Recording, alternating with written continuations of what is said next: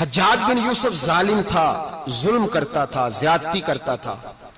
حضرت سعید بن جبیر ایک تابعی بزرگ تھے، اتنے بڑے بزرگ تھے کہ ساری رات نماز پڑھتے تھے، سارا سال روزہ رکھتے تھے۔ ایک دن انہوں نے منبر پہ بیٹھ کے کہا کہ حجاج ظلم سے باز آ جائے ورنہ اللہ کی لاٹھی بڑی بے آواز ہے۔ اللہ کی لاٹھی، اس کا کیا مطلب ہوتا ہے؟ اس کا مطلب ہے جب رب کی لاٹھی چلتی ہے تو اس کی آواز، جی اس کا پہلے کوئی پیغام، وہ پہلے اعلان نہیں کرتا کہ تگڑے ہو جاؤ لاٹھی چلنے لگی ہے، لاٹھی چلتی ہے پر اس کی آواز، سمجھ آ رہی ہے میری بات کی؟ جمعۃ الوداع کے لیے تشریف لانے والے احباب خاص غور فرمائیے گا۔ حجاج بن یوسف کو پتا چلا کہ حضرت سعید بن جبیر نے میرے خلاف بات کی، بلا لیا، کہنے لگا تو نے میرے خلاف بات کی ہے؟ فرمانے لگے کی ہے۔ کہنے لگا تجھے پتا ہے میں قتل کر دوں گا؟ آپ فرمانے لگے نہ تو زندگی کا مالک ہے نہ موت کا مالک ہے، تو کیسے قتل کر؟ کہنے لگا تجھے پتا ہے میرا؟ فرمایا میں نے تجھے نہیں، میں نے تو کئی شداد، کئی حماد، کئی قارون، کئی فرعون، کئی نمرود دیکھے، کئیوں کی داستانیں سنی، تو کون ہے؟ تو چھوٹا سا ہے۔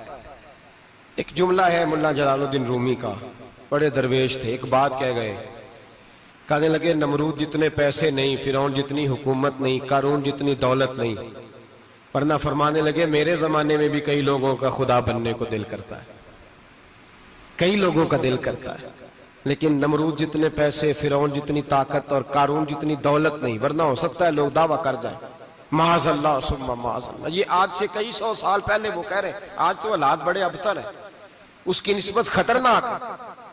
فرمانے لگے حضرت سعید بن جبیر تو زندگی موت کا مالک نہیں۔ کہنے لگا پکڑو، قتل کرو اسے، لے جاؤ۔ جب پکڑ کر کھینچ کر لے جا رہے تھے نا تو حضرت سعید بن جبیر مسکرانے لگے۔ اب ظالم کے سامنے مسکرائے تو اس کو بڑا غصہ آیا، یہ میرا مذاق اڑاتا ہے؟ بلا لیا، ادھر آؤ، کیوں مسکرا رہے ہو، کیا ہوا؟ تو حضرت سعید بن جبیر کہنے لگے میں مسکرا رہا ہوں تیری بیوقوفی پر اور اپنے اللہ کی دی ہوئی ڈھیل پر۔ میں مسکرا رہا ہوں کہ یا اللہ کیا بات ہے، کیا تیرا شان ہے، کیسے لوگوں کو ڈھیل دی ہوئی ہے۔ میں مسکرا رہا ہوں تیری بیوقوفی پر کہ تو سمجھتا ہے شاید مجھے پوچھنے والا کوئی نہیں۔ کہنے لگا اس کو باہر نہ لے جاؤ، میرے سامنے قتل کرو۔ ٹھیک ہے جی، قتل کرنے لگے تو حضرت سعید بن جبیر نے منہ کعبے کی جانب کر لیا، انی وجہت وجہی للذی فطر السماوات والارض حنیفا وما انا من المشرکین۔ جب آپ نے یہ آیتیں پڑھی نا کہ میں نے منہ کر لیا ہے اپنے رب کی جانب، کرو مجھے قتل، کہنے لگا نہیں نہیں، اس کا منہ پھیرو، کعبے کی طرف ہو کے قتل نہ ہو، ہے ظالم پر پاگل ہو گیا ہے۔ حضرت سعید بن جبیر کے حوصلے نے شکست دے دی، ناکام ہو گیا، مخبوط الحواس ہو، کہنے لگا اس کا منہ پھیر دو۔ جب کعبے سے پھیرا تو آپ فرمانے لگے للہ المشرق والمغرب فإنما تولى فثم وجه اللہ۔ اللہ فرماتا ہے تو مشرق اور مغرب سارا ہی اللہ کا ہے، جدھر بھی منہ کرو گے ادھر اللہ ہی اللہ ہے، جدھر بھی منہ کرو گے ادھر اللہ ہی اللہ ہے، چاروں جانب۔ پھیر دے جدھر منہ پھیرنا ہے تو نے، پھیر دیا منہ۔ حضرت سعید بن جبیر کے گلے پہ خنجر رکھا تو آپ نے ہاتھ اٹھائے، کہنے لگے اے اللہ میرے بعد اسے کسی اور پر مسلط نہ کرنا، میرے بعد کسی اور پر مسلط نہ، بس میں آخری ہوں۔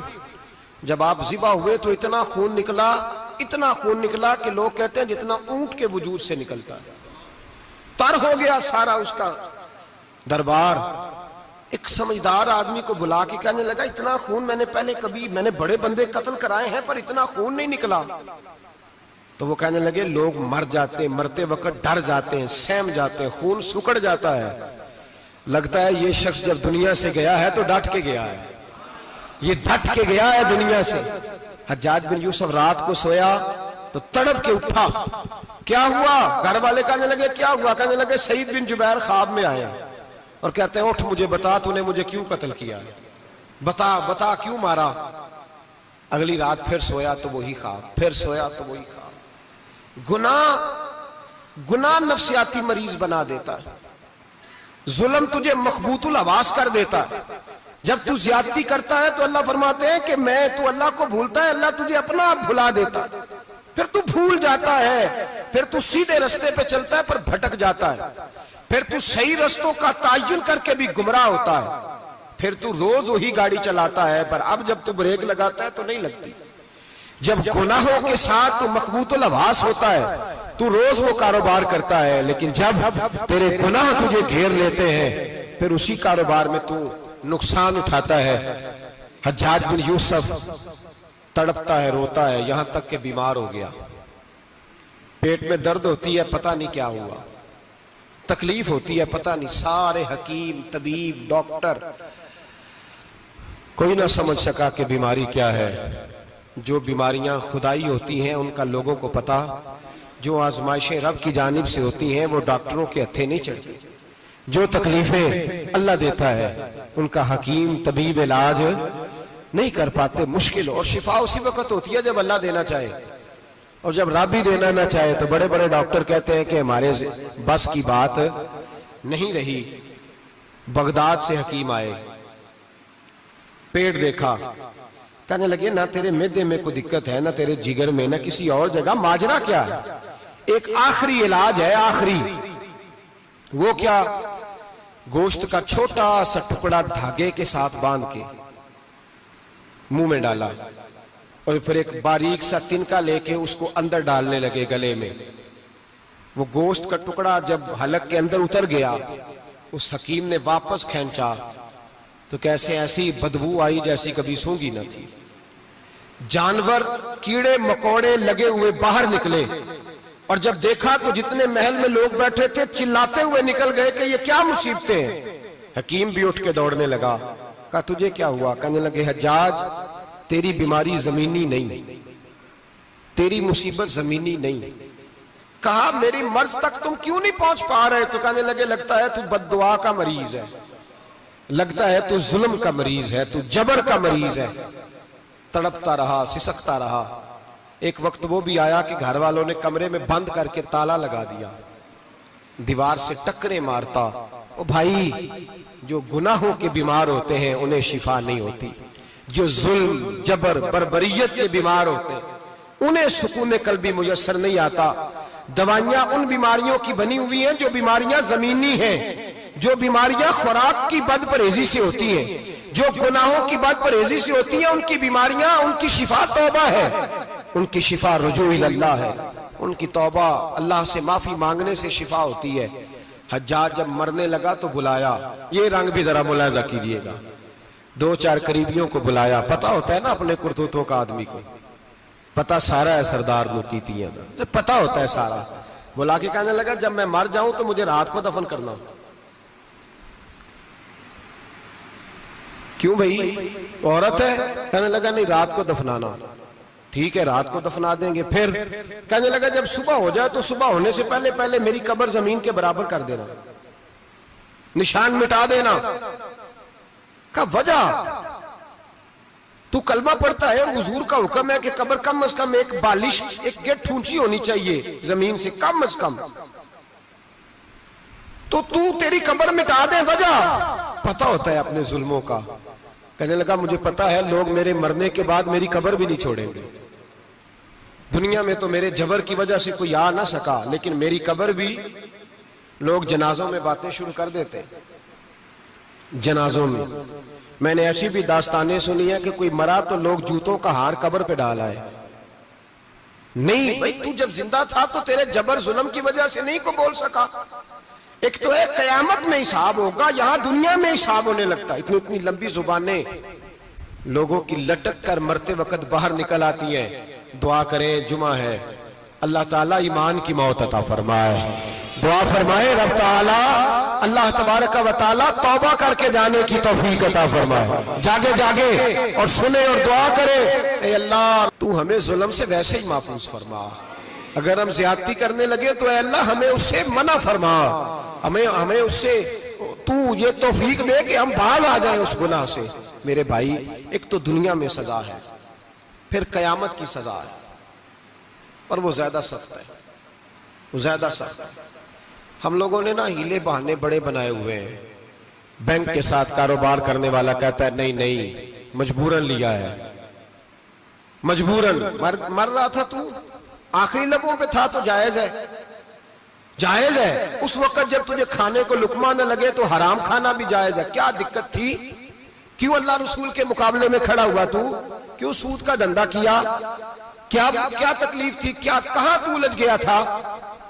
ہم جان بوجھ کے اپنے لیے جہنم کٹھی کرتے ہیں، پھر کہتے ہیں سکون نہیں زندگی میں۔ کہاں سکون آئے گا؟ کیسے آئے گا؟ ہم نے خود آگ لگائی ہے چمن میں اپنے، جو قیامت کی سزا ہے۔ میرے نبی پاک علیہ السلام نے فرمایا رب تمہیں سامنے کھڑا کرے گا، اور کس طرح کھڑا کرے گا؟ فرمایا لوگوں کے وجود سے کپڑے اتر جائیں گے، زمین اس طرح دہکے گی جس طرح تانبا زمین پہ رکھا جائے اور آگ جلائی جائے۔ تانبا دیکھا ہے آپ لوگوں نے؟ یہ بھی گرمی گزری ہے نا، تو فرش پر جب سورج پڑتا تھا تو ننگے پاؤں چلا نہیں جاتا تھا، صحیح کہہ رہا ہوں؟ ننگے پاؤں، بچے کا پیر زمین پہ لگتا ہے تو چیخ اٹھتے ہیں، کہتے ہیں اوہ جل گیا پیر، حالانکہ یہ فرش دنیا کے۔ اور اگر تانبے کے اندر خاصیت ہے کہ اگر کوئی دھات جلدی اور زیادہ گرم ہوتی ہے تو وہ تانبا ہے۔ میرے نبی نے مثال دی تو اس کی دی جو سخت تھا، فرمایا تانبے کی طرح زمین تپائی جائے گی، اور پھر ننگے پاؤں رب تمہیں کھڑا کرے گا۔ آج سورج کی پشت تمہاری جانب ہے، قیامت میں منہ تمہاری جانب ہوگا۔ نیزہ آپ نے دیکھا ہوگا، نیزہ ہوتا تھا، فرمایا یہ جو تم نیزے دیکھتے ہو صرف سوا نیزے کے برابر سورج قریب آ جائے گا، اور پھر اللہ تمہیں سامنے کھڑا کر کے تم سے سوال جواب کرے گا۔ اور حضور نے کہہ دیا ہے تو اب کسی نعت خواں کے کہنے سے بات بدل سکتی، کسی پیر کے کہنے سے جملہ بدل سکتا، کسی خطیب کے کہنے سے فکر نہ کرنا وہ سامنے جنت پڑی ہے، اب بات بدل سکتی؟ خدا کی رحمت پر بھروسہ رکھنا ضروری ہے، نبی پاک کی شفاعت کی امید رکھنا، بولیے، لیکن جو حضور نے بیان کیا ہے اس کو ماننا بھی یہ بھی ضروری ہے۔ میرے نبی پاک نے فرمایا اللہ تم سے حساب لے گا اور اللہ پوچھے گا، تم نے جواب دینا ہے۔ حضور کس کس شے کا؟ فرمایا جو پہنتے ہو اس کا جواب نہیں دینا، جو کھاتے ہو اس کا جواب نہیں دینا، جو اللہ کے راستے میں دیتے ہو اس کا جواب، باقی ہر شے کا جواب دینا ہے۔ ادھر جو پلاٹ ہے اس کا بھی جواب دینا ہے، اور جو بچوں کو پیسے بتائے ان کا بھی جواب دینا ہے، جو چھپائے ہیں ان کا بھی۔